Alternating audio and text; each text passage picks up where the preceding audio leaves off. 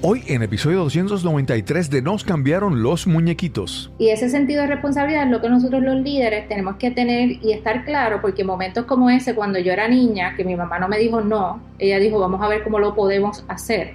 Y quizás a largo plazo me tenga que decir que no, porque y si no era costo efectivo, quizás ella compraba 2 bolsas de esquimalito y nadie me compraba el bendito esquimalito. Pero tener la flexibilidad mental de no decir un no automático y cerrarnos las puertas a las posibilidades, eso es lo que va a marcar la diferencia. Mi nombre es Cristóbal Colón y esto es Nos cambiaron los muñequitos. Nos cambiaron los muñequitos. Nos cambiaron los muñequitos. Nos cambiaron los muñequitos. Nos cambiaron Los muñequitos. Nos cambiaron los muñequitos.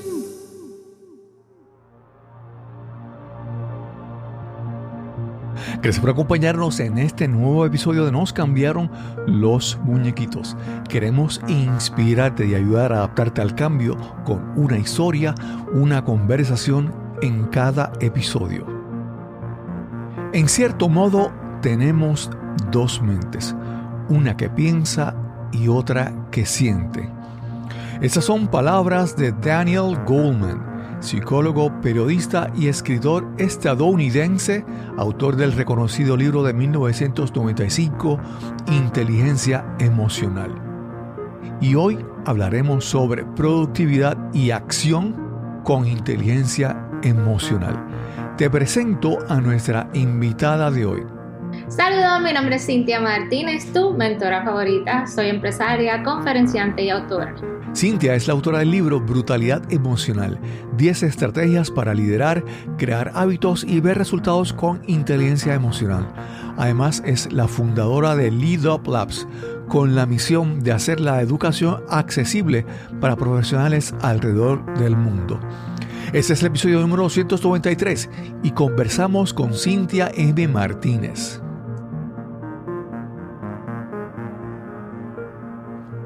Saludos, ya yo me estoy riendo porque con la energía que ella se presenta, pues ya uno se imagina cómo va a ser este episodio, esta conversación y cómo es nuestra invitada de hoy.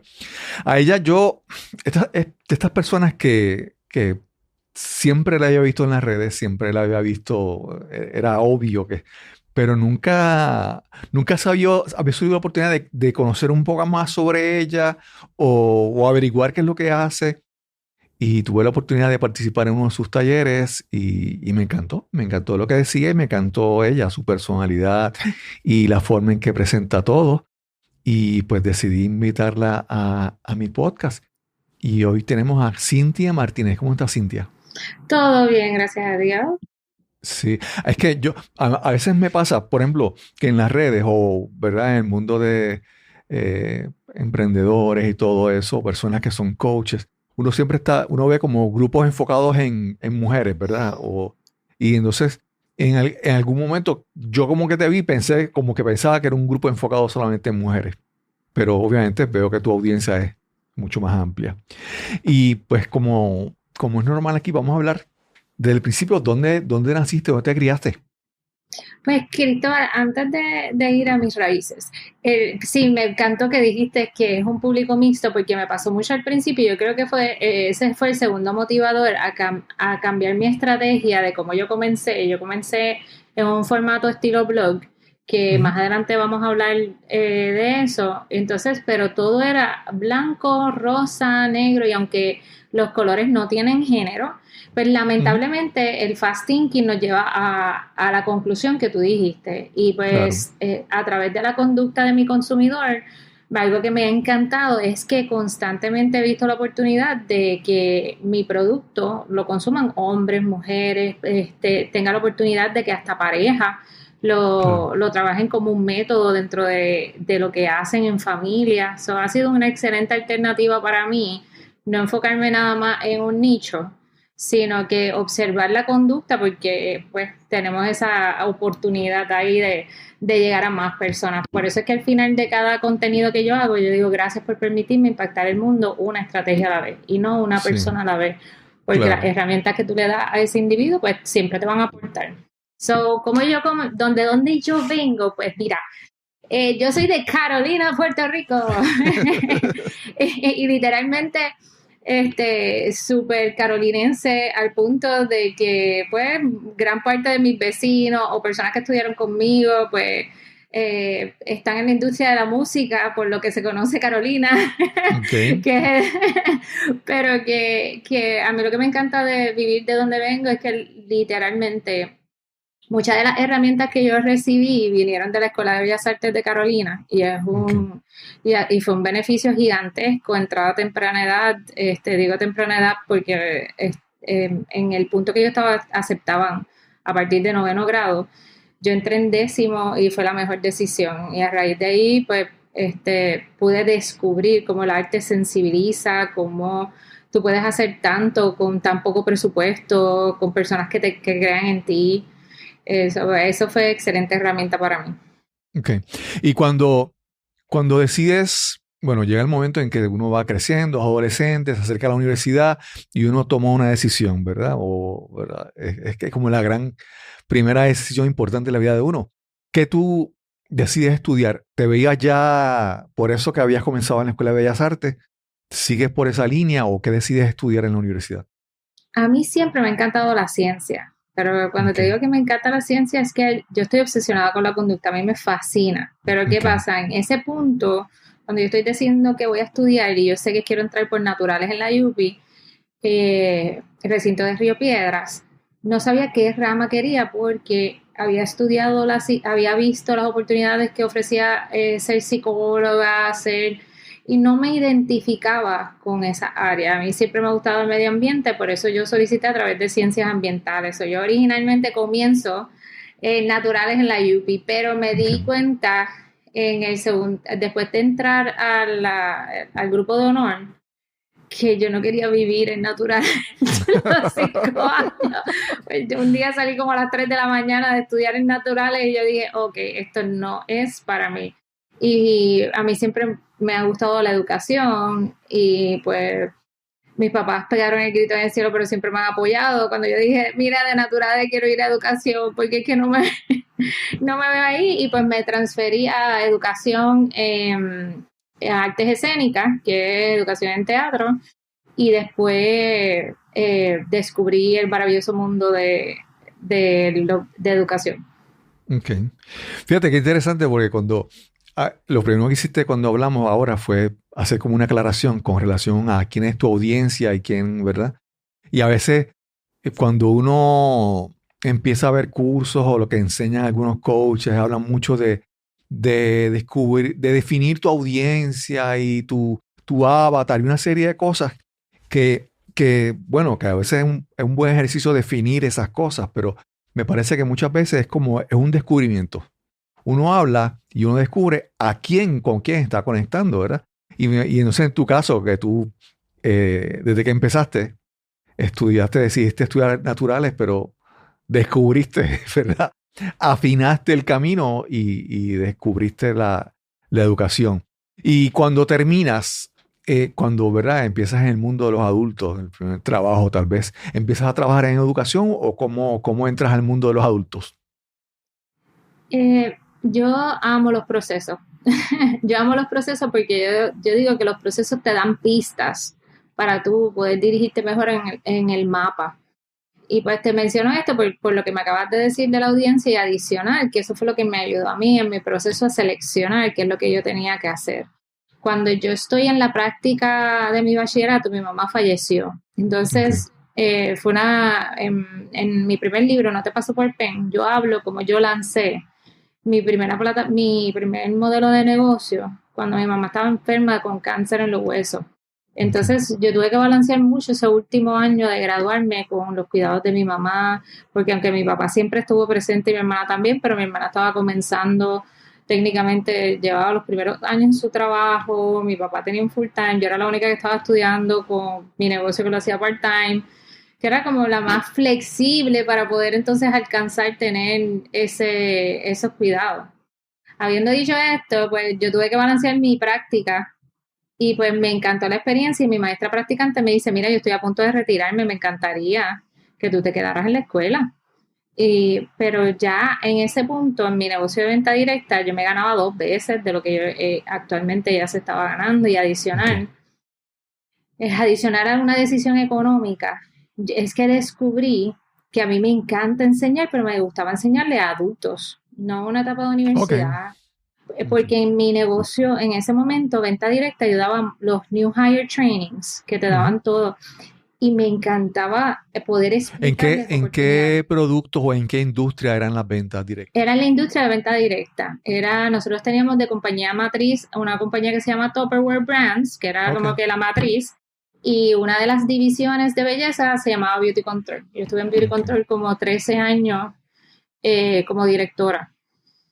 Y entonces yo fui una de las directoras más jóvenes en todo el mercado hispano que llegó a esa posición.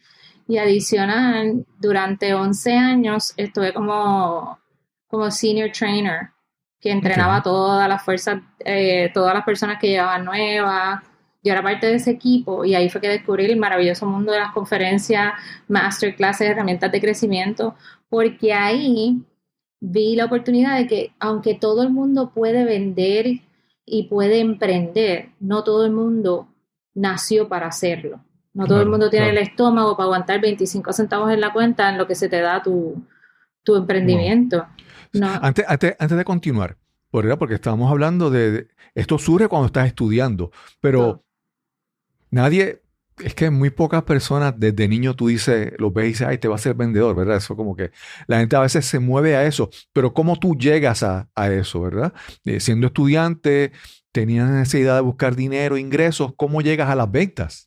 Es que desde niña a mí me gustaba. Yo cogía los dulces de la piñata en los cumpleaños y los vendía a mis vecinos. Sí. Pues tú sí eras una de esas de niña. Lo que pasa es que, fíjate, es que ahora se ve, porque mi nena está ella coge unos cursos en la escuela que se llaman mini empresarios. Es parte de un club.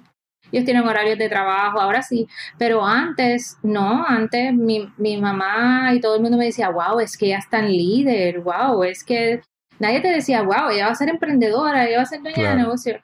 Quizás se lo decían 2 o 3 veces a algunos niños y la mayoría eran varones, pero a nenas no. Mi casa era, o sea, mis papás, Dios los bendiga, en paz descanse ambos, ellos me apoyaban en todo. Por eso es que tengo que hacer pausas para ver cómo me refiero a ellos, porque es que yo no te puedo decir ni una sola vez que ellos me dijeran, ay, no, ¿cómo tú vas a hacer eso? Sino que ellos les podía chocar, cuando yo les dije que quería vender esquimalitos, porque yo vi que en mi urbanización solamente habían Limber. La pausa de mami fue como que, ajá, y tengo que sacar los chavos para eso, pues ella dijo, ok, el viernes yo hago compra, vamos a ver cómo lo hacemos, dale.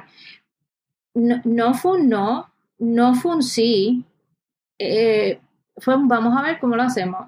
Y eso, yo creo que si tu audiencia se lleve algo conmigo hoy, es que tenemos que dejar de subestimar a las personas, porque automáticamente nuestro entorno es decir que no, a cosas que quizás suenan raras, o vamos a poner, Cristóbal, hay algo en tu vida que no es como se supone. Vamos a ponerle como ejemplo. Mira, como ejemplo, yo he tenido, la audiencia no lo sabe, pero voy a usar el ejemplo de hoy. O sea, yo he tenido tantos eventos uno tras del otro para poder llegar a la entrevista de hoy, pero ¿qué pasa? Para mí esto es prioridad, para mí esto es importante, para mí es esencial yo tenerle como prioridad el mensaje que yo quiero compartir con tu audiencia hoy, Cristóbal, igual que viceversa, lo que yo quiero que mi audiencia reciba de ti. ¿Por qué? Porque nosotros no somos profetas en nuestra propia tierra. Quizás tú digas algo en tu entrevista que impacte de gran manera lo que yo le digo que son los rebeldes con causa, que le va a transformar lo que es mi contenido durante ese mes, esa temporada.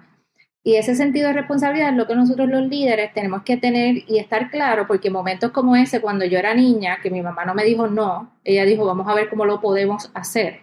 Y quizás a largo plazo me tenga que decir que no, porque, y si no era costo efectivo, quizás ella compraba 2 bolsas de esquimalito y nadie me compraba el bendito esquimalito. Claro. Pero tener la flexibilidad mental de no decir un no automático y cerrarnos las puertas a las posibilidades. Claro. Eso es lo que va a marcar la diferencia. Claro. Y mencionas que estabas en Beauty Control, que te ibas bien, ibas creciendo, pero me imagino que primero eso fue como una gran escuela, ya lo mencionaste, pero ¿en qué momento decides hacer cosas por tu cuenta o empiezas a hacer proyectos digitales, ¿verdad? Porque a veces, qué sé yo, me parece que en esto de las ventas directas, algunas compañías como que no han evolucionado tanto y se quedaron como que atrás y algunas han desaparecido, ¿verdad? Porque no incorporaron la tecnología, pero ¿cómo tú se da ese movimiento de lo que estabas haciendo? Primero, a buscar ser más independiente, hacer tus cosas. Y segundo, también a buscar usar la tecnología. Lo que pasa es que yo acepto que en Beauty Control yo estaba un unicornio. Yo le digo unicornio porque de verdad para mí esa empresa, o sea, hasta la fecha, la mayoría de las directoras o vendedoras que estaban ahí, nosotros nos encontramos en la calle y somos como familia. O sea, Okay.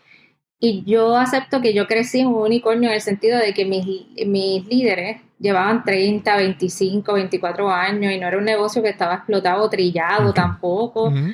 Tenía unos clientes en retención y esas fueron cosas que yo observé. Las razones primeras que me hicieron buscar múltiples fuentes de ingresos no era porque el negocio no me estaba dejando, porque a mí me encantaba que la mayoría de los negocios de venta directa, vamos a suponer que tú tienes a alguien en tu audiencia que se dedica a la venta. Ujú. Yo creo que lo primero es tú poder diseñar tu cheque y cuando empezamos en todo este proceso de alfabetismo financiero, yo diseñé una hoja de diseñar mi cheque según mis bonificaciones y eso para mí era liberador porque yo sabía de dónde mi dinero mensual iba a salir y por eso yo duré tanto tiempo en el sentido de que hay mucha gente que se dedica a la venta y le deja demasiado a la suerte. Okay. En este caso, yo no. Yo creo que todo negocio debe ser sostenible y rentable. Yo saber de dónde va a salir mi dinero mensual es bien importante. So, eso es lo primero que te tengo que decir en cuanto al aspecto de las Ujú. ventas. Y dos, tienes que discernir.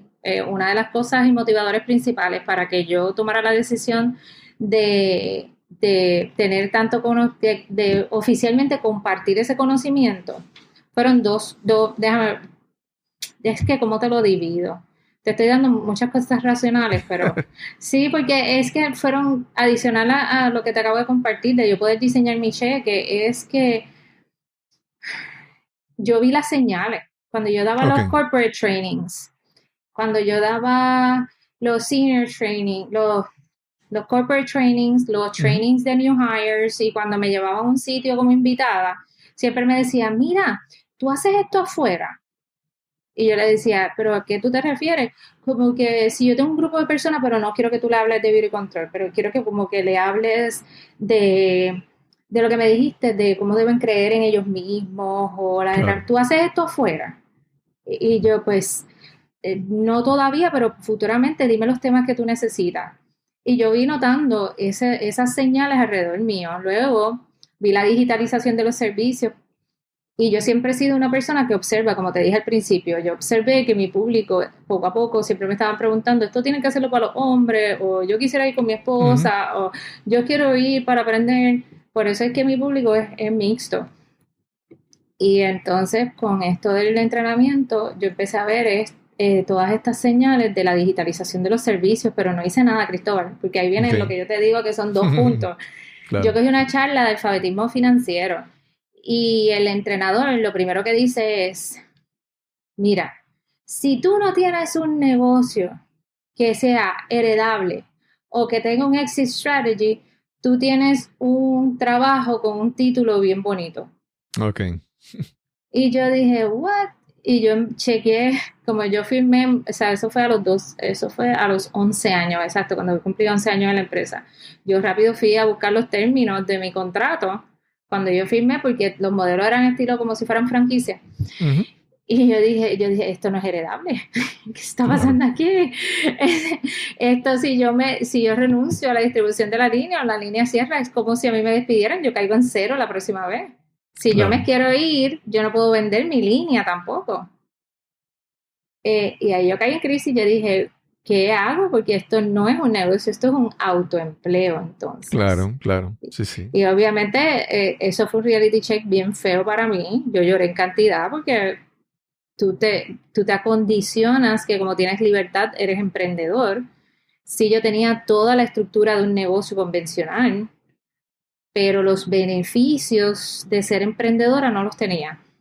Y ahí Claro. eso fue mi segundo motivador, por eso el punto 2 tiene 2 puntos más. Lo que observé que me estaba pidiendo las personas cada vez que yo daba una conferencia o una presentación de negocio, y lo que observé en mi estructura de negocio. Y las dos Ok. cosas pasaron simultáneas.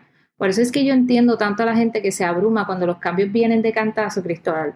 Ujú. Porque, y yo sé que tu audiencia también me va a entender cuando yo les digo que a veces no son los cambios, es como tú los procesas. Claro, claro. Sí, sí, sí. Mira, yo siempre digo en mi caso, yo trabajé 25 años como ingeniero, ¿verdad? Uh-huh. Y yo quería irme a cierta edad y lo planifiqué. Y estuve haciendo una serie de movimientos y cosas para que se diera. Y aún así, cuando se dio, no fue fácil. Porque, ¿verdad? Aún cuando siempre hay una parte emocional, hay una parte, la identidad de uno, lo que uno está haciendo, uno piensa que uno es eso, ¿verdad?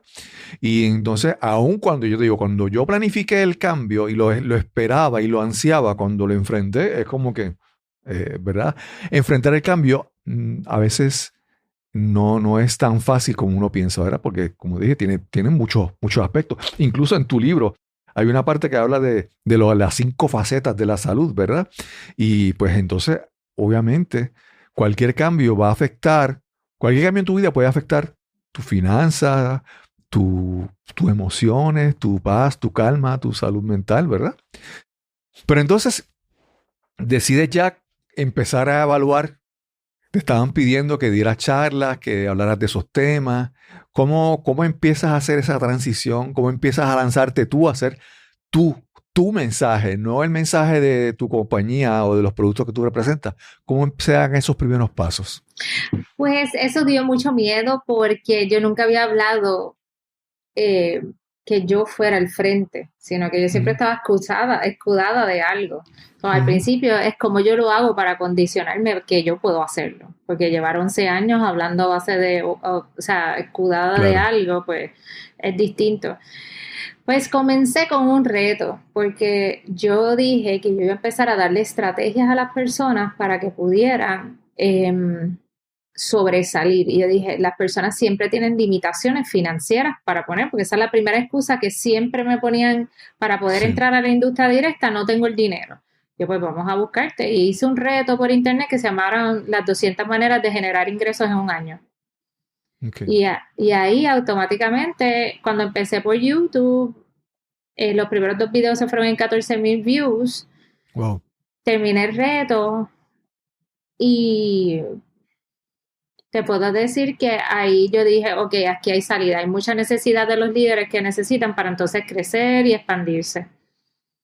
Okay. Entonces, lo que hice a partir de que empezó todo ese proceso de empezar a emprender, me di cuenta que las personas, eso se prestaba para economía subterránea.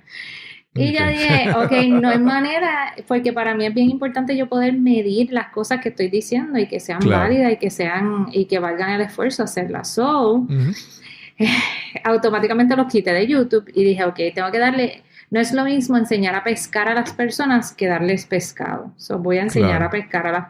Y ahí empecé con unas cápsulas y lancé formalmente mi blog que se llamaba My Barely Famous Life, que es mi vida apenas famosa. Porque todo el mundo quiere emprender, todo el mundo quería hacer negocios, pero nadie quería fajarse a hacerlo. Por eso es que se llama Apenas Famoso. Claro, claro. Y así fue que empezó la plataforma.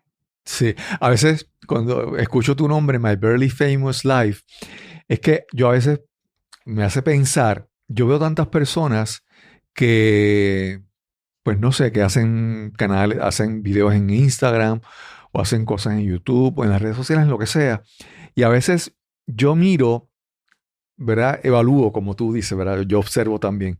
Observo lo que están proyectando y yo digo, ¿y esta persona a qué le hago caso? ¿A lo que está diciendo o a lo que está mostrando? Entonces, a veces veo a algunas personas, especialmente damas, mujeres, y yo digo, ¿ella quiere influenciar a las personas con lo que está diciendo o es que ella quiere ser modelo, ¿verdad?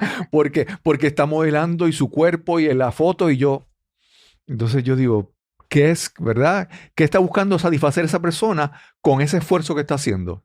¿Es educar a los demás o es simplemente buscar esa fama o ese estatus de ser influencer? quieren hacer algo, pero me parece que a veces el mensaje no es congruente, coherente con lo que están mostrando. Sí, y yo creo que es ser intencional, Sí, porque, por ejemplo, yo comparto cosas de mi familia que no tienen que ver directamente con los negocios o algo, y no es que yo quiero decir, wow, tengo la familia perfecta, porque es lo más alejado de, porque ninguna familia es perfecta, y mucho menos la mía. claro. Pero es que para mí eso es riqueza. Para mí, si tú me dijeras, ¿tú eres millonaria? Yo sí. Porque ahora mismito yo termino esta entrevista y puedo ir a buscar a mi hija a la escuela, mi esposo la deja por las Claro. mañanas, no, o sea, no, si nos vamos, si yo tengo el book tour mío, eh, eh, yo hice un montón de paradas porque lo trabajé a base de festivales y pop-up markets Ujú, y todas estas presentaciones que tenía Media Tour, ellos participaron de todo. claro, Y lo acomodé, para mí eso es riqueza, porque la gente se enfoca mucho, el emprendimiento te va a volver millones. No, el emprendimiento te da libertad de agenda. El exacto. tiempo no vuelve y como no vuelve esta riqueza mayor que tú puedas tener, cuando Emma tenga mi edad, ella no se va a acordar todo lo que le di, ella no se va a acordar, ella se va a acordar el tiempo que invertí, los momentos, y por eso es que yo te dijera que lo que mencionaste es bien importante, es perderle tanto valor a la fama y Ujú, debemos enfocarnos más en lo que es verdaderamente importante y es qué es lo que va a dejar ese legado en nuestras vidas.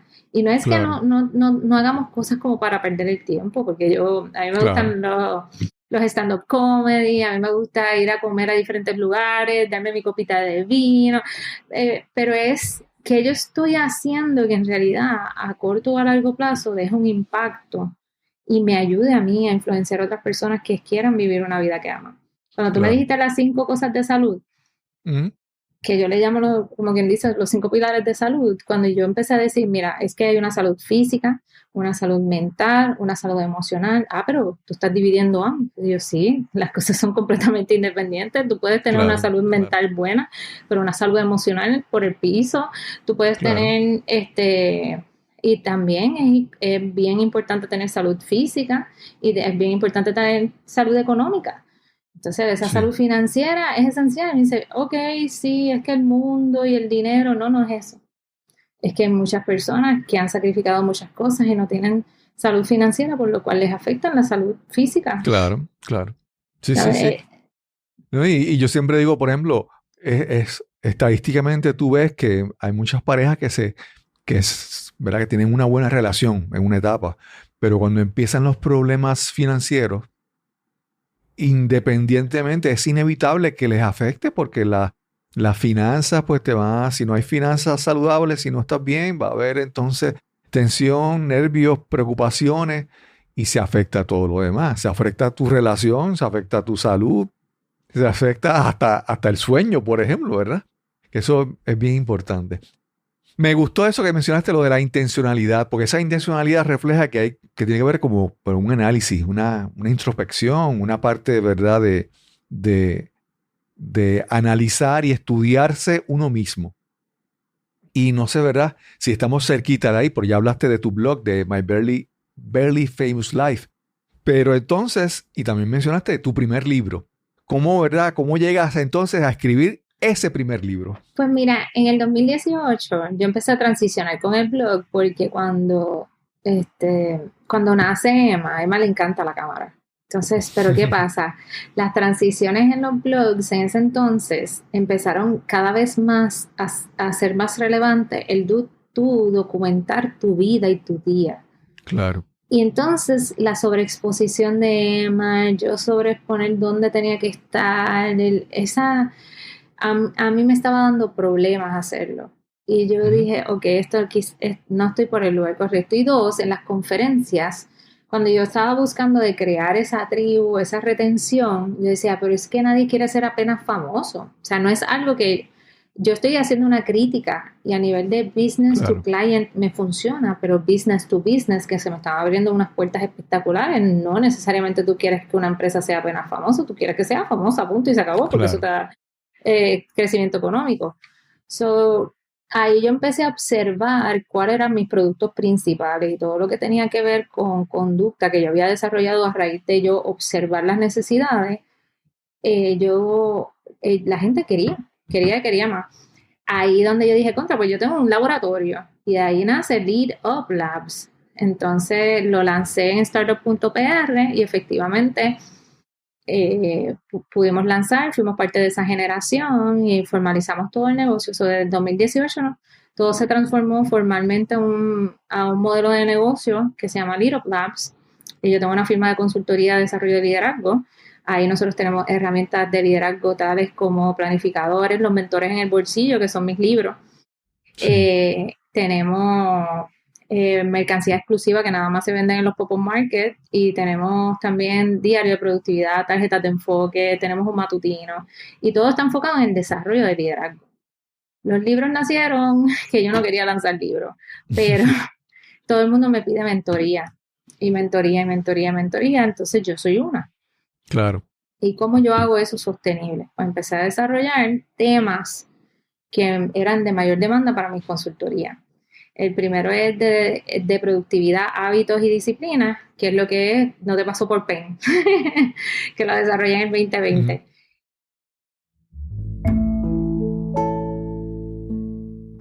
¿Alguna vez la vida te ha puesto en una situación donde no ves la salida?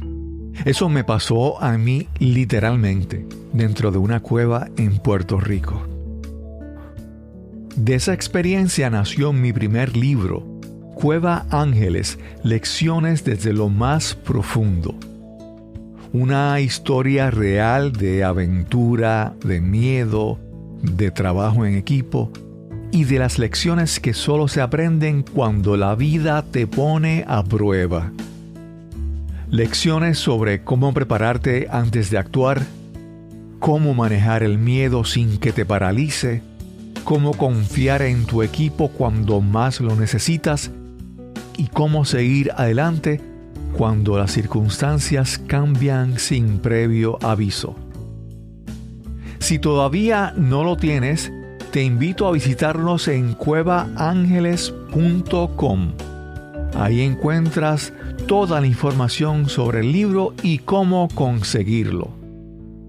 Cueva Ángeles, porque las lecciones más poderosas vienen de los lugares más inesperados. Antes de continuar, me mencionaste que lanzaste Lead Up Labs en 2018. Sí. Pero un poco antes del 2018 pasó algo que fue el 2017, fue el huracán María. Entonces, es como que todo el mundo la pasó mal, o todo el mundo se afectó a mayor o menor grado, ¿verdad? Los negocios tuvieron que hacer como unos ajustes. ¿Cómo fue para ti el huracán María en este crecimiento que tú estabas desarrollando? ¿Cómo fue para ti? Incluso si trabajas con productos digitales, de repente no había electricidad o no había acceso a comunicaciones. Háblanos un poco sobre esa, que creo que ha habido una pausa interesante ahí después del huracán. Es que yo quiero que entiendas que 2017, yo di Prepárate como conferenciante, que era uno de mis talleres de mayor demanda en ese punto. Y al otro día vino Irma. Okay. Yo te organizaba con Isa, que era la última parada del tour, y al otro día empezamos a prepararnos para María. Wow. Eso fue, hay uno detrás del otro, y entonces pasaron 3 meses y nosotros en medio de ese caos todavía teníamos talleres. Esos 3 meses del huracán María fueron cruciales, y ahí yo valoré todo lo excesivo que yo hacía para ser sostenible y rentable, porque nosotros teníamos unas listas que todo el mundo nos decía, tú tienes que tener esas listas digitales nada más, esto y lo otro. Y yo, no sé, pero yo siempre he querido imprimir las listas, déjame coger las listas de esta manera. Y automáticamente pasó María, a los 2 días ya nosotros éramos operacional de nuevo. Wow. Y fue por todas las cosas que nosotros hicimos, y digo nosotros porque yo siempre consultaba en equipo con mi familia, con mi papá, como que estratégicamente tenía ese sounding board, aunque las decisiones siempre las tomaba yo, pero siempre me gustaba ver, y entonces por eso es que a los 2 días fuimos operacional, porque ya habíamos buscado alternativas. Yo siempre tengo que darle las gracias al Fideicomiso para la Ciencia y Tecnología, porque a raíz del contacto de Denise con Colmena, ellos nos dijeron, necesitamos un lugar de trabajar, tenemos internet, tenemos plantas, tenemos agua, vengan para acá. Súper. Se lo enviaron a los emprendedores, ya nosotros estábamos allí, pero todo esto fue previo porque yo fui observando las cosas que se necesitaban para yo mantener mi negocio corriendo. El internet no funcionaba a capacidad, las listas no bajaban, pero ya yo las tenía impresas, porque me acostumbré una vez al mes yo sacar todo y actualizar todos los sistemas análogo y digital. Okay. So, eso es, yo creo que está la responsabilidad de los emprendedores asumir, no asumir, sino establecer, es la palabra correcta, un plan estratégico según de dónde son, porque hay una realidad, si tú vives en una isla, hay cosas que de por vivir en una isla tú necesitas. Claro. Desde cómo llegan tus alimentos, decisiones que tienes que tomar. Si tú no tienes lugar para sembrar en la parte de atrás de tu casa o en el patio o en el balcón de tu casa, tienes que tener 2 semanas de comida en tu casa, punto, y se acabó. Tienes que tener alimentos no perecederos. Si tienes casa, tienes que tener cisterna, planta. Son cosas que yo sé que hasta cierto punto un emprendedor que está empezando va a empezar, es que eso es excesivo. No, eso es planificación. Al principio tú no lo puedes hacer, pero tienes que empezar, a ser estratégico de cómo tú puedes mantener tu estructura ya una vez tú lo valides. Sí. Entonces, qué interesante, ¿verdad? Que pudiste reponerte relativamente rápido. Yo recuerdo, en mi caso, yo estuve, aunque yo no estaba en este momento, o sea, mi podcast surge después del huracán María, ¿verdad? Cuando todo el mundo, o sea, yo quería hacer unas cosas, pero todo el mundo como que el huracán nos bajó a cero a todo el mundo, ¿verdad? Por decir, nos bajó las circunstancias para que todos como que empezáramos otra vez la carrera desde cero. Y ahí fue que decidí hacer el podcast, que lo comencé en marzo de 2018. Pero yo recuerdo después del huracán que yo a veces mucho tiempo era mirando así porque no había electricidad, no había... Pero en tu caso, como tú habías tomado las previsiones, ¿verdad? Pudiste recuperarte rápido. Entonces, ese primer libro que no te pasó por pen y los simbolitos, ¿qué significó ese libro para ti? ¿Fue difícil? ¿Fue enriquecedor? ¿Te abrió más puertas? Háblanos, ¿qué significó para ti lanzar ese primer libro? Mira, pues quería decir algo más de lo del huracán María. Sí, claro. Éramos operacional, pero teníamos que ser empáticos en la manera que íbamos a ser operacional. Y eso fue lo más retante, porque llamar a personas y dejar mensajes para asegurarte que las personas que son parte de tu suscripción, porque nosotros corríamos a un modelo de suscripción antes, estuvieran bien y que ellos supieran que nosotros estamos al pendiente de ellos y tomar iniciativas para que ellos supieran lo importante que son para nosotros y asegurarnos que estuvieran bien, porque allá está el core del negocio. Y si éramos operacional para personas que vivían fuera de Puerto Rico, porque eso era lo importante para mí. Y el apoyo que recibimos, que muchos de ellos nos decían, mira, no nos des talleres por un año, y si tienes que usar un taller de nosotros para redimirlo en otro momento, también úsalo, porque ustedes están pasando por necesidad. Claro. Que había mucha comunicación. Yo lo que sí, si dijera algo, que las personas cuando pasen momentos así puedan utilizarlo a favor, es que no vean que todo es un impedimento, sino que tú tienes que diseñar tus propias oportunidades. Y cuando te dicen excesivo, exagerado, la realidad es que esa crítica no tiene espacio en la mente de un emprendedor que conoce y sabe su negocio. Claro, y yo no tengo que entrar en una conversación tuya para que tú me trates de convencer cómo los tiempos han cambiado, y yo no tengo que tener opciones análogas. Porque la historia me dice lo contrario. Y yo soy una persona de data. Yo no te tengo que convencer de lo que ya yo sé. Yo te escucho y en mi mente te escucho, pero no te tengo que hacer caso. That's it, y ya está. Entonces, en cuanto de cómo nace, es que en la pandemia, ya yo iba a lanzar. Yo iba a lanzar el 27 de marzo, pero el 16 cerraron todo. Yo me acuerdo, yo doy muchas charlas en ocasiones para las Fuerzas Armadas. Y en ese tiempo la estaba dando bien seguida. Yo estaba en la base Muñiz cuando decidieron cerrar el negocio, cerrar todo. Entonces, pero fue bien fuerte porque para ese entonces ellos estaban activos.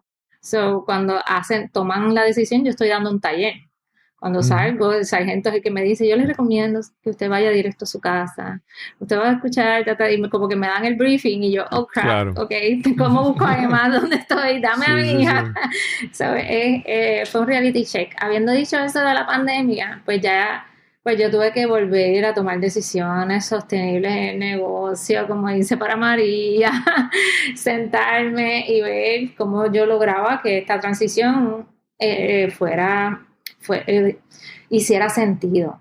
Pues como yo tengo muchos creadores de contenidos, en vez de hacer un media tour presencial, pues lo hice digital, moví el lanzamiento, se movió para octubre, el lanzamiento, hice una preventa bien agresiva, se hicieron muchas cosas a nivel digital que a las personas les gustó, porque fueron momentos para compartir, fueron momentos para dar el conocimiento y sobre todo cuando empezaron a abrir las oportunidades de entrevista y de presentación, yo no podía ir porque mi papá tenía cáncer, entonces tenía el sistema inmune comprometido.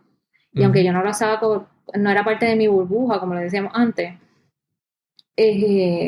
yo no podía correrme el riesgo de que si yo lo tuviera que cuidar en el hospital o algo, o en la casa, se contagiara de algo. So, pues, para mí no era negociable ir a cualquier canal, ir a cualquier presentación o lo que sea.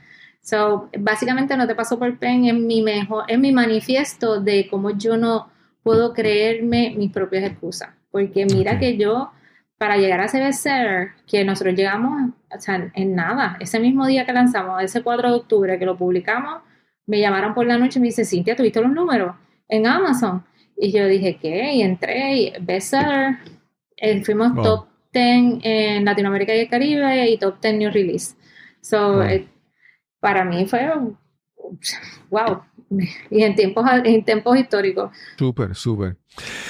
Pero quisiera que habláramos, ¿verdad?, sobre tu libro más reciente. Sí, Brutalidad emocional, que ya no lo he leído completo, pero primero, hay muchos libros que tú miras el índice y dices, ya yo sé de qué va a hablar esta persona.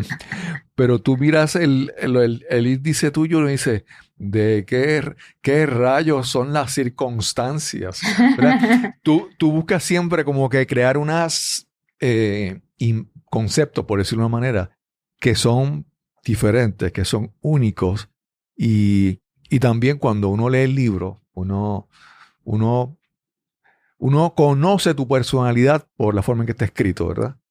Primero que es conversacional, también con muchas historias y con muchas ocurrencias, que me parece que el libro pues refleja claramente tu personalidad. Pero ¿por qué entonces decides cómo se da escribir este libro?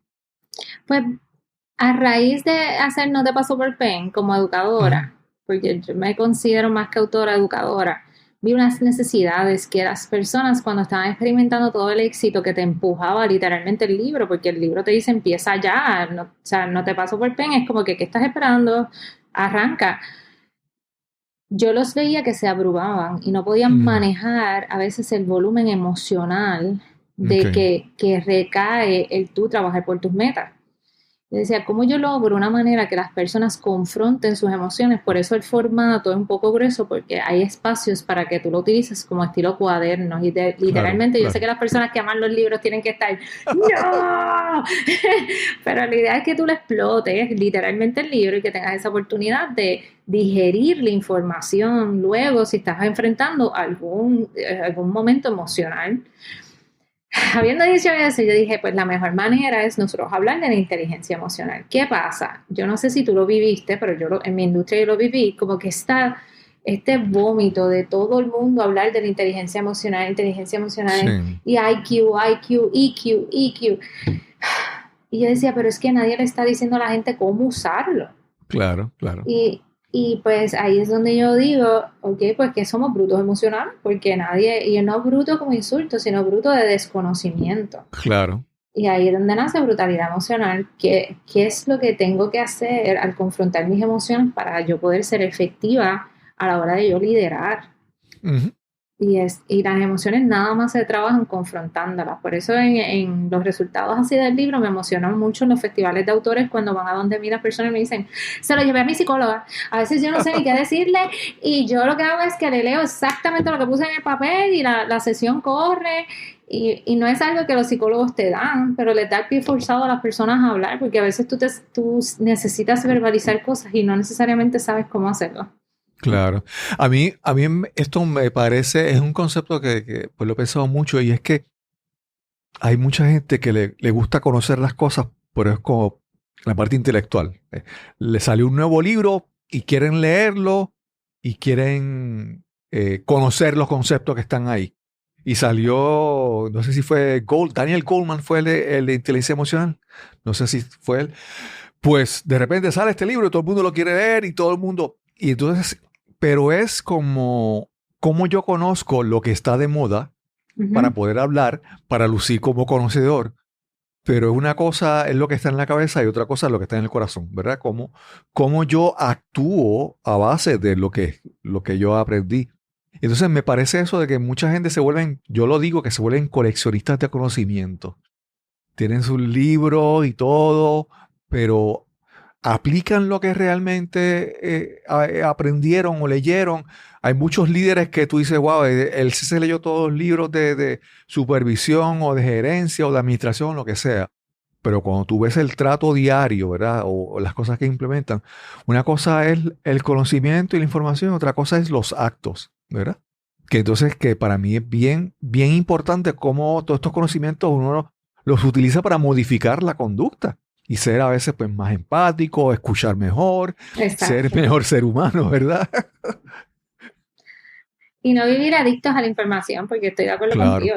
Hay mucha gente que se queda en la teoría. Y esto es cuestión por eso es que yo en Brutalidad Emocional no hablo teóricamente de lo que es la inteligencia emocional, sino siempre es de una manera práctica, fácil de utilizar y rápida de hacer. Y yo creo que por eso, a diferencia de No te paso por Pain, que es un libro que se lee de una sentada, esto es un libro que tú tienes que trabajarlo contigo y no buscar el momento ideal, porque ese es el primer error que se hace, es que tú brutalidad emocional, tienes que trabajarlo en todo momento, porque si no nunca lo vas a trabajar, porque la vida no es ideal. Claro. Y por eso, por lo menos en la estrategia de venta de este libro, me fui directamente con las librerías locales. Le di prioridad a las librerías locales de 6 a 8 meses. Y cuando yo vi que fue mermando un poco, pues entonces ya le di prioridad a Amazon, a todas las plataformas digitales. Y hay mucha demanda, tanto físico como digital. Y hago esas aclaraciones porque eso te deja saber la importancia de la salud emocional y cómo nosotros debemos trabajar nuestra salud mental con la salud emocional a la par y de una manera práctica. Y esto es el trabajo de todos los días, porque si no, nunca lo vas a lograr como líder. Claro. Hace un momento mencionaste que todo el mundo te pedía mentoría, ¿verdad? Entonces siempre está a principio o a muchas personas hay cierta etapa en que es el trabajo de uno a uno, ¿verdad? Trabajo yo con un cliente, pero entonces, ¿verdad? Lo más conveniente es que uno logre lo que se llama el ingreso pasivo, que uno tenga cursos, que uno tenga productos digitales que se puedan vender y proyectos que sean de uno a muchos, ¿verdad? Que yo pueda llegar a muchas audiencias, que mi tiempo no sea lo que limite mi crecimiento, sino, ¿verdad? La estrategia. Entonces, ¿qué proyectos o qué productos digitales has creado para apoyarte, para bypassear, para eliminar esa limitación de una persona a un cliente? ¿Qué productos has creado? ¿Qué proyectos tienes? Por lo menos, dando el primer ejemplo, que son los libros, yo creo mucho en las múltiples fuentes de ingreso. Por eso es que yo hice la estrategia de irme en librerías locales para poder tener un sistema más medible de las ventas, porque aunque Amazon me las daba mensuales, yo decía, pero quiero globalizarle cuántos fueron mercado hispano, ¿qué es? Y también hay que estar claro, o sea, tú vender como autor y ser autopublicado, tú vas a cobrar más haciendo la distribución tú. Claro. Y tengo la bendición de que ambos libros han sido bestseller a nivel local y a nivel de Estados Unidos, Brutalidad Emocional ha tenido una acogida súper buena, y Brutalidad Emocional está en el top 10 de los mejores libros vendidos de 2025 de letras, distribución letras, que yo estoy con ellos, al igual que en mi página y en las librerías locales, todavía mensualmente me piden porque se va sold out. So, eso son Claro, cosas que cuando tú estás buscando un ingreso pasivo, lo puedas hacer. Digo entre comillas porque la realidad es que todo lo que nosotros estamos viendo como lo que es un ingreso pasivo que te está vendiendo cuanto experto ahora gurú de finanzas allá afuera, no necesariamente es un ingreso pasivo. claro. Porque antes, yo no sé si te acuerdas que hubo un boom de las máquinas de cositas de comer, de las de esto, lo otro. Sí. ¿Quién va a rellenar eso? Eso no es un ingreso pasivo. Al igual que los Airbnb, el boom de los Airbnb, ahora hay un montón que los están vendiendo porque no les dieron los frutos que querían que les dieran. Y volvemos a la misma historia. Hay que definir qué es pasivo para ti, porque alguien que es de venta directa, que vivía de comisión y tiene que darle mantenimiento a un Airbnb una vez a la semana o una casa en alquiler, para quizás eso es pasivo para él porque estaba en la calle vendiendo ollas todos los días. ¿Entiendes? Claro. Esa es la primera discrepancia que tengo, porque he visto tremendas cosas en anuncios por internet y pues yo no estoy a favor de ese tipo de conducta. Para mí, si tú vas a buscar un ingreso pasivo, yo altamente recomendado que consultes primero con un asesor financiero, porque hay diferentes cosas que puedas hacer de manera conservadora. Claro. Si tú estás buscando algo que genere por ti, yo he hecho muchos productos educativos desde cursos. Los cursos que yo daba a nivel individual en mi suscripción de My Really Famous Life, esos 12 cursos yo los digitalicé desde 2019 y han estado generando ingresos en mi página. Ya no los tengo disponibles para la compra porque los estoy actualizando todo y atemperando a estos tiempos. Pero yo creo que lo primero es que si tú vas a hacer un curso digital, que en realidad eso se llama un infoproducto, tú debes enfocarte de que sea temporal. Basarte en cosas que no tengas que actualizar todo el tiempo, porque si no, no es sostenible y rentable. Definitivamente. Lo segundo que debes enfocarte en hacer es buscar cosas que no te aumenten los gastos operacionales o el retorno de inversión sea mayor. Un ejemplo, mi planificador de productividad tiene todos mis métodos. Es algo que yo utilizo en mis conferencias, me compran al por mayor en las empresas, lo tengo en las librerías, pero tiene algo que es estratégico y es que no tiene fecha. So, si yo puedo seguir reusando el inventario y él no se me vence, porque una de las cosas que muchas personas me decían, ay, no sé por qué tú vas a sacar una agenda, eso todo se te va a quedar. Y yo me quedaba callada. Sí. Y yo tengo planificador de productividad, tengo un diario de productividad, tengo tarjetas de enfoque, tengo un matutino en formato de tarjetas, tengo mucha mercancía enfocada en que las personas tomen acción.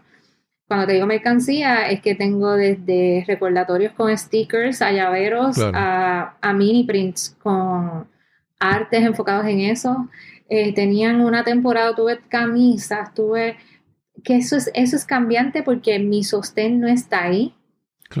Y activamente nada más los tengo en los festivales, pero digitalmente que las personas lo compren, los libros, los ebooks, y definitivamente mi planificador de productividad, las tarjetas. Yo tengo una gama de productos, de 6 a 10 productos de infoproductos físicos y 12 digitales. Y, ¿verdad? Comenzamos hablando de que en un momento, cuando tomaste el alfabetismo financiero, hiciste una evaluación y pensaste en un legado y si este proyecto, esta compañía o este negocio se podía heredar a otras personas, ¿verdad? ¿Sientes que has logrado eso? ¿Sientes que tu satisfacción en lo que has alcanzado con tu Little Labs? ¿Y qué te queda? ¿Qué ves que es lo próximo que quieres seguir haciendo? ¡Wow! ¿Qué es lo próximo que quiero seguir haciendo? Esa pregunta está... bueno, por lo menos yo lo he logrado con mi legado de Little Labs, porque yo sí he montado siempre la estrategia de Little Labs, vender la llave en algún punto con los métodos, como que crear licencia, porque ya empresas me han contratado a que a través de mis métodos de liderazgo les desarrolle productos que ellos venden en sus mismas empresas. Ok. Pero no creo que se pueda lograr y que tenga que ser heredable porque yo tuve, porque como viste la participación de Emma en Autoempleate, tuve la bendición que tú estuviste en el curso, mi hija me presentó porque ella tiene que tener participación en todo, ella quiere dar talleres de liderazgo y pues una reunión de No, y Goldman Sachs. la firma está en el libro, el ¡Ay, autógrafo de ella. sí! Ella me ve firmando, ella pide permiso para autografiar el libro también porque sus manitas en la portada son las que salen ahí. Ah, ok. ¿Ves? Pues, pero ella es parte del negocio y una vez yo fui parte de 10,000 Small Businesses de Goldman Sachs y ellos en la aceleradora, una de las cosas que nos hacen construir un exit plan. Y cuando estoy construyendo el exit plan, me estoy sentando con mi esposo para poner todo y ella está escuchando la conversación. Y cuando llegó a lo que te comenté ahora, me dice, no, ¿cómo tú vas a hacer eso? Y entonces, ¿qué yo voy a hacer? Porque yo voy a seguir tu negocio. Entonces, ella tenía en ese punto, ella tenía 7 años. Wow. Obviamente, yo tuve la conversación con ella de que tú te has criado en este negocio y tú sabes, pero si en algún punto tú quieres hacer otra cosa, tú no estás encadenada a hacer nada. Claro. Tú tienes todo el derecho de tomar una decisión según tu personalidad. No, mamá, yo quiero hacer eso. Ok, pero si cambia algo, me tienes que prometer que eso es algo, una conversación que vas a tener conmigo y mamá no se va a molestar. Hasta ahora todo sigue igual, como pudiste ver ese día en el taller. Sí. Y ya tiene 10 años, pero sí, eso entiendo que va a ser heredable. Y hacia dónde me veo, pues, es que yo quisiera que las personas que nos escuchen, Cristóbal, tengan la oportunidad de entender que tienen que valorar los procesos y observar qué necesita su audiencia y qué necesita, quizás no tienen audiencia, qué necesitan esas personas que los rodean. Claro. La necesidad es lo mejor que tú le puedes ofrecer a alguien.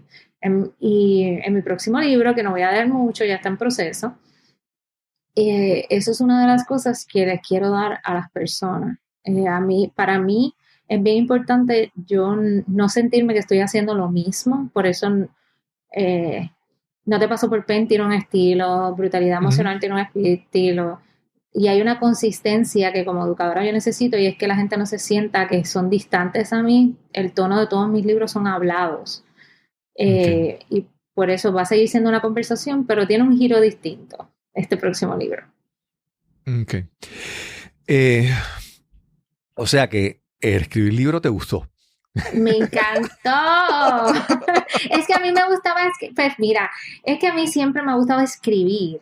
Era darme a conocer por el libro, porque cuando yo lancé en el 2017 Lead Up Labs, las personas daban charlas y automáticamente eran coaches y automáticamente tenían un libro. Era como este cliché, vamos a ponerlo así. Y si para ti eso era importante, pues mira, yo te felicito que lo identificaste y es para ti. Pero yo como empresaria, hacer lo mismo que otros empresarios estaban haciendo en sus decisiones de negocio, no, y a mí nunca me ha gustado hacer las cosas iguales que los demás. No sé si lo han notado. Sí. Y no es reinventar la rueda, es tú crear un producto y crear un servicio que tú te sientas cómodo haciendo. Y por eso yo no veía que mi primer producto lanzando mi plataforma fuera un libro. Claro. Sí. Mira, y algo que he mencionado en par de ocasiones es el tamaño de la audiencia, y a veces pensamos, estamos viviendo en un mundo de likes, de redes sociales, de seguidores, y a veces pensamos que esos números grandes significan éxito, ¿verdad? Entonces, hay personas o hay negocios que con poca audiencia o con pocos clientes se sostienen bien, o sea, son exitosos. Entonces, yo creo que lo que mencionaste hace un momento, la intencionalidad es saber lo que uno quiere, con quién quiere trabajar, cómo uno quiere trabajar y ver cómo mencionaste también lo de construir el cheque, ¿verdad? Cómo yo puedo. Entonces, hay que aprender a entender que muchas veces, mira, mi podcast no ha sido el más exitoso, pero yo digo, wow, en quién yo me he convertido haciendo este podcast, con las personas que he conversado, pues nada, es súper valioso. Entonces a veces uno no puede estar comparándose con los demás o usando las estadísticas de los demás, sino uno decidir cuáles son las métricas de lo que para mí es vivir bien, ¿verdad?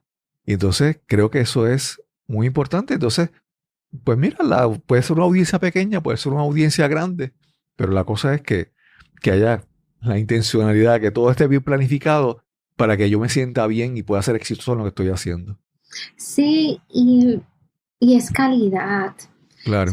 ¿Sabes por qué para mí es bien importante que lo sepas? Mira, cuando mis videos de YouTube estaban en 104 views, que si tú te pones a ver, son 104 personas que se detuvieron a ver, aunque sean 3 segundos de ti. ¿Sabes? Es como... a mí me escribe una muchacha en una agencia de gobierno de aquí de Puerto Rico y me dice, mira, de este tema, ¿tú tienes un bootcamp o un taller? Y yo, sí, claro que sí. Pues perfecto, mira, tenemos para una hora y el presupuesto que tenemos es de $1,000 para esa hora. Y yo en mi mente, o sea que por dar una charla me van a pagar $1,000 por una hora. Y yo dije, y yo rápido, mi respuesta fue, para mí fue un reality check, obviamente, hemos transicionado es mucho más ahora, pero Claro. Es en ese punto, por una hora, $1,000 en una gracias a que vieron un video de 3 minutos en Claro. YouTube que nada más tiene 104 views. Para mí eso fue el mejor reality check que tú me pudiste dar, porque después de ahí fueron 6, 8 charlas al mes, y yo nunca, es más, te pongo de testimonio, entra a mi canal de YouTube, los primeros videos, ahora pueden tener 500, 600 mil views. Claro. Pero de ahí me salieron 6, 8 propuestas, que de ellas fueron 4 y estamos hablando de $4,000 cada uno. O sea, es los números te pueden garantizar quizás que alguien se detuvo a verlo, pero es la calidad de la respuesta, la apertura que tú tengas para que te contacten. Claro. Porque quizás tú estás diciendo, es que nadie me llama, nadie me escribe. Tú pusiste tu email, tú pusiste tu contacto. La gente es rápido, te pueden contactar rápido. Hay tantos factores que envuelven a eso. ¿Y qué tú quieres? Claro. Tú quieres espuma, porque la espuma crece gigantesca, pero baja bien rápido. Porque yo te digo, yo llevo desde 2013 haciendo contenido. Y muchas de las personas que empezaron conmigo no están ahora mismito. Y la única hay muy pocas personas que te puedo decir de 5 a 8 personas que activamente siguen con sus plataformas, están monetizando y viviendo de ella, porque yo literalmente vivo de Little Labs. Yo no tengo un ingreso adicional. Sí. Y son muy, muy pocas personas que te pueden decir eso a nivel de creación de contenido. Yo tengo clientes conmigo que llevan desde el 2013 y han vivido las dos transiciones. He estado en conferencias en múltiples veces en las mismas empresas, que como conferenciante eso es bien difícil, porque te cogen por un tema y te dejan de contratar para el otro. Claro. Y una última pregunta que me viene a la mente. Obviamente, hemos hablado mucho de los trabajos locales, ¿verdad? Conferencias, talleres. Pero fuera de Puerto Rico, ¿has tenido la oportunidad de viajar? ¿Has tenido, también digitalmente te consiguen en todo el mundo, pero ¿has tenido la oportunidad de llevar tus talleres presenciales, tus actividades fuera de Puerto Rico? ¿Cómo ha sido esa experiencia? Pues para mí fue de gran bendición tener la oportunidad de trabajar. Te voy a decir ahora rapidito, déjame apagar la cámara rapidito y prenderla porque como que se frizó y me disculpo con la audiencia. ¡Estamos en vivo! Así que, habiendo dicho esto, para mí era importante hacer una plataforma que fuera global. Me explico. Yo trabajé local, pero pensé global. Esa es una recomendación que le puedo dar a todas las personas que están escuchando el podcast en estos momentos. Tú vas a trabajar local, pero pensar global. Por eso la manera que yo hablaba, a veces yo usaba cosas muy locales al hablar. Decía, es que estoy en el tapón, de esto. Y me acuerdo que una persona que me estaba escuchando me hizo un comentario y me dijo, pero es que cuando dices tapón, ¿es que tienes un frasco? Y yo, es que en Puerto Rico eso significa tráfico, y ahí yo empecé a necesitar ser lo más neutral y no en mi acento ni nada por el estilo, en las palabras. Claro. porque la gente, te digo, no, digo, hago esa aclaración porque la gente primero piensa es que tengo que estar hablando inglés o tengo que ser más neutral. Y gracias a todas las aclaraciones que han sucedido de patriotismo este año, estamos claros de que no. Y sí, he tenido múltiples ocasiones, he trabajado mucho con la diáspora en Estados Unidos, específicamente en el estado de la Florida, en Kissimmee, en Tampa, en Houston, en Texas, he ido múltiples veces, al igual que he tenido la oportunidad de hablar en conferencias digitales en Honduras, para Guatemala y para México, y en Colombia.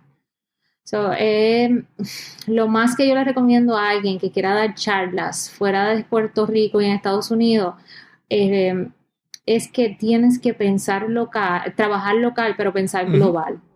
Claro. Y darte la oportunidad de que quizás tú tengas, cuando yo empecé a ver que mi YouTube se estaba moviendo muy bien en Honduras y en Costa Rica, ahí automáticamente yo hice clic. Luego, cuando lanzaron los Facebook Live, yo hice un live en el lanzamiento del café de Robbie Draco Rosa y lo entrevisté a él ese live se volvió loco, o sea, ese live cogió unos views increíbles y la audiencia que yo generé de Brasil en mis lives hasta la fecha, una retención increíble. Sí. Cintia, como te digo, me parece algo bien interesante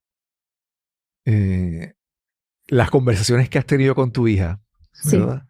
Las opiniones que ella tiene, porque a veces, pues, la educación, la crianza de los hijos, pues, a veces pensamos en lo que le decimos, pero también es el ejemplo. Y yo me atrevo a apostar que tu hija ha tenido un ejemplo increíble. Por eso es que, obviamente, para ella es como que natural pensar que no, yo voy a seguir con el negocio. Y, ¿verdad? Tengo que reconocer que eso es una señal de que has hecho un buen trabajo, ¿verdad?